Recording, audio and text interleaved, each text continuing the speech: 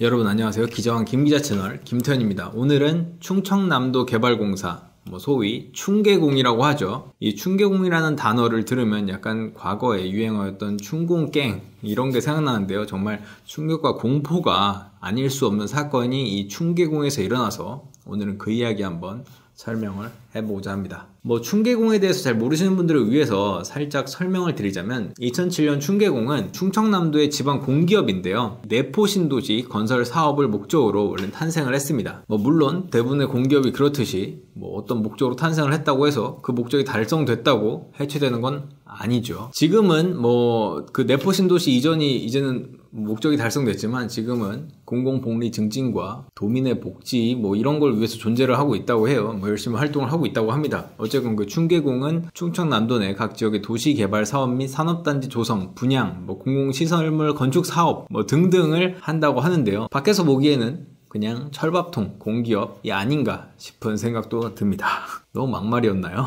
어쨌거나 충개공은 외부에서 보기에는 안정적인 근무가 가능한 지방 공기업으로 보이는데요. 하지만 그 내부는 지속적인 직장 내 폭력이 만연하다는 것이 드러나 충격을 주고 있습니다. 바로 2020년에 충개공과 관련된 중요한 판결 2개가 있었기 때문인데요. 바로 내부에서 일어난 직장 내 갑질 폭행 사건이었습니다. 요즘 시대에 직장 내 갑질도 아니고 직장 내 폭행까지 있는 게 말이 돼? 라는 시대인데 그런 사건이 몇 건이나 있었다는 거죠. 이 2건은 그 피해자 김아무개 씨가 폭행 당사자들에게 고소를 해서 결국 판결까지 이끌어냈는데요. 그 2건의 중요한 판결이 바로 선고된 게 2020년입니다. 이 피해자 김 씨는 관리직인 박아무개 씨 그리고 직속 상관인 이아무개 씨 이 2명을 폭행 혐의로 고소를 했는데요. 말씀드렸다시피 2020년 3월에 대전지방법원 홍성지원에서는 이 씨 사건 1심 판결이 선고가 됐고요. 그리고 2020년 11월에는 이 관리직 박 씨에 대한 대법원 선고까지 있었습니다. 판결문에는 이 각종 폭행이 아주 자세하게 서술되어 있는데요. 지금부터는 그 이야기를 한번 해보고자 합니다.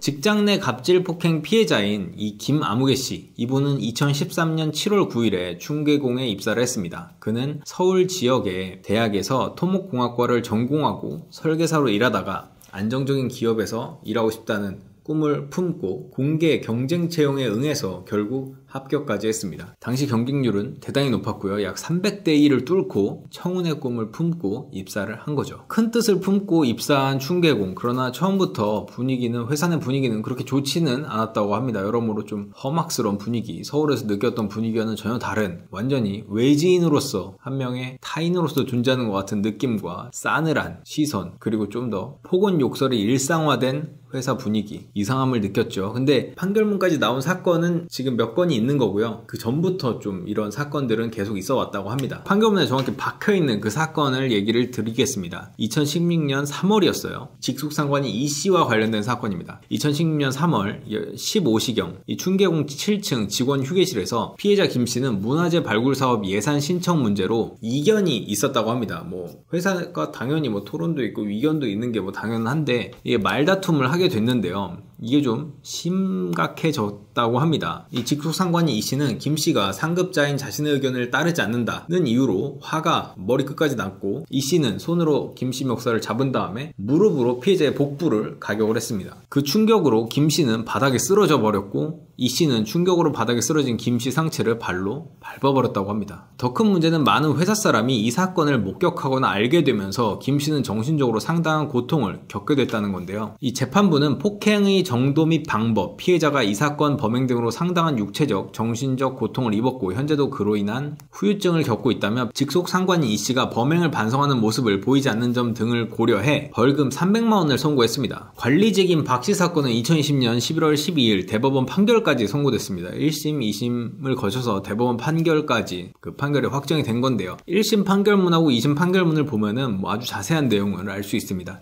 2015년 5월 14일에 있었던 일인데요. 이 충개공 건물 7층 베란다에서 이 박씨, 이 관리직인 박씨는 오른손 주먹으로 김씨 양쪽 얼굴과 턱 부위를 수차로 때려 폭행을 했습니다. 이게 직장에서 일어날 수 있는 일인지 다들 약간 황당할 정도인데요. 어쨌건 이 폭행도 다수의 충계공 직원들이 직간접적으로 목격을 하게 됩니다. 당시 피해자인 김씨는 이 사건을 보고도 했지만 회사 측에서 조금 덮으려는 분위기였고, 어차피 이 사건을 문제화시켜봤자 이 공기업에서 내가 떠날 수도 있겠다라는 생각도 들었고, 그 회사에서 차라리 열심히 해서 인정을 받자, 이 사건을 굳이 문제화시키는 대신에 내가 이 사건을 잊고 인정을 받자라는 생각으로 그렇게 넘어가려고 했습니다. 이 사건으로 박 씨는 1심에서 벌금 100만 원을 선고받게 되는데요. 1심 재판부는 박 씨가 범행을 극구 부인하면서 오히려 피해자를 여러 가지로 비난해 피해를 가중시킨 점, 피해자가 심각한 우울증, 불면증 등 정신적 피해로 호소해 엄벌을 탄원하고 있다는 점 등을 고려했다고 밝힙니다. 그런 점을 고려했다고 하기에는 벌금 100만 원 좀 작아 보이긴 하네요. 2심 재판부는 더 자세하게 당시 상황을 판결에 적시를 했는데요. 판결문에 따르면 충계공 직원 A씨라는 사람이 있습니다. 그 사람이 어떤 말을 했냐면 2016년 5월쯤에 회식 자리에서 이 관리직인 박 씨가 김 씨를 이렇게 보면서, 야, 내가 너 좀 때렸더니 지금은 일 좀 한다, 일 좀 잘한다, 이렇게 얘기를 했다는 이런 얘기를 난 들었다고 말을 했고,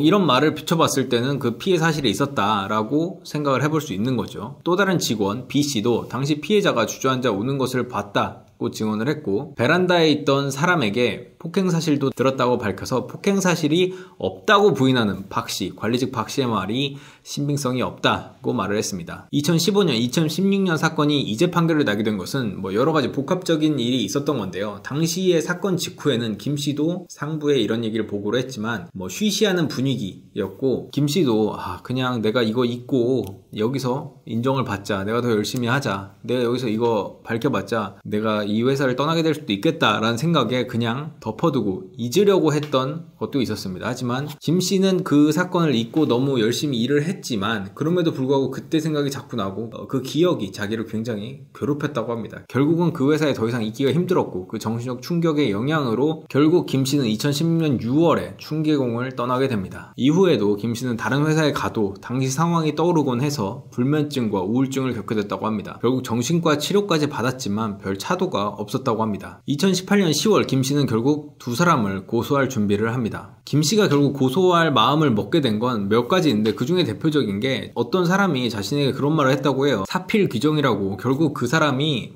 나쁘게 될 거다, 안 좋게 될 거다, 그 사람들 잘 될 일 없다, 이렇게 얘기를 해서 그래 그 사람들이 잘 되겠어 라고 생각을 했는데, 어느 날 우연히 충계공에서 그 사람들, 그 중에서 또 한 명이 굉장히 높은 직급으로 승진을 했다라는 얘기를 듣고, 이래서는 안 되겠다, 이게 정의가 이래서는 안 된다라는 생각이 들어서 결국 고소할 마음을 먹게 됩니다. 김 씨는 직장을 10년 넘게 다녔지만 회사에서 두들겨 맞은 것은 그 충계공 때밖에 없다. 다른 회사도 다녔고 그 이후에도 회사를 다녔지만 사내 갑질 폭행이란 건 거기밖에 없었다. 그리고 자신의 병이 폭행 사건과 연관돼 있음을 결국은 깨닫게 된 거죠. 그러면서 당시 사건을 진술해줄 사람을 찾기 시작합니다. 당시 충계공에 근무했던 직원들에게 오랜만에 안부 전화를 돌리면서 이 김 씨는 당시 상황을 기억하는지 물어봤다고 합니다. 그렇게 해서 18명의 표를 작성을 해요. 이분이 굉장히 정리를 잘하는 분입니다. 정말 제가 봤던 가장 정리 잘하는 분인데, 이 18명의 표를 작성을 해서 당시 사건 중에 이씨 사건을 기억하는 사람, 박씨 사건을 기억하는 사람, 그리고 이씨, 박씨 모두를 기억하는 사람, 그 두 개의 사건을 기억하는 사람까지 세부 체크를 다 해서 표를 만들었습니다. 몇몇은 한쪽 사건만 기억을 했지만 대부분은 다 기억을 했다고 해요. 그래서 그 기록을 경찰에 제출을 했다고 합니다. 경찰에 기록을 제출한 뒤 돌아오는 건 오히려 직원들의 반발이었습니다. 그 당시 전화를 돌려서 이 표를 만들었던 직원들은 당시 상황을 알고 있었지만 이게 경찰 조사의 대상이 되는 건 줄은 몰랐던 거죠. 당연히 당황을 하겠죠. 아무래도 자기가 경찰 조사를 받을 수도 있다는 사실에. 그렇지만 오히려 악담을 퍼붓기 시작합니다. 피해자 김 씨한테 전화를 해서 나는 당신 못 도와줘. 난 이 회사 다녀야 돼. 난 이 씨한테 무조건 유리한 준수를 할 거야. 그런 사건 없었다고 할 거야. 이런 식으로 오히려 엄포를 넣기도 하는 거죠. 결국 이런 우여곡절을 거쳐 내가 이런 증거도 어렵게 만들고 사람들을 설득도 하고 그러면서 결국 고소도 했고 그게 검찰에서 기소도 돼서 박 씨는 대법원 판결, 그리고 이 씨는 1심 판결에서 범행이 인정됐지만 가장 중요한 건 별다른 타격이 없다는 겁니다. 박 씨는 징계 처분의 기간이 넘어갔다라는 이유로 저는 이런 징계를 처음 봤어요. 훈계라는 처분을 받았습니다. 훈계. 감봉, 견책 뭐 이런 것도 아니고 훈계. 인사위원회에서 훈계에 대한 처분을 받았다고 하고, 이 씨는 일단 대법원 판결까지는 인사위원회에서 그냥 보류 조치를 받았습니다. 뭐 충계공에서는 박 씨는 폭행사건 발생 이후에 수사 의뢰한 시점이 이 징계 시효를 넘어갔다. 그래서 징계 처분을 할 수 없다고 해서 훈계를 했다고 하고요. 이 씨는 대법원 확정 판결을 받은 다음에 그 통보를 받으면 인사위원회를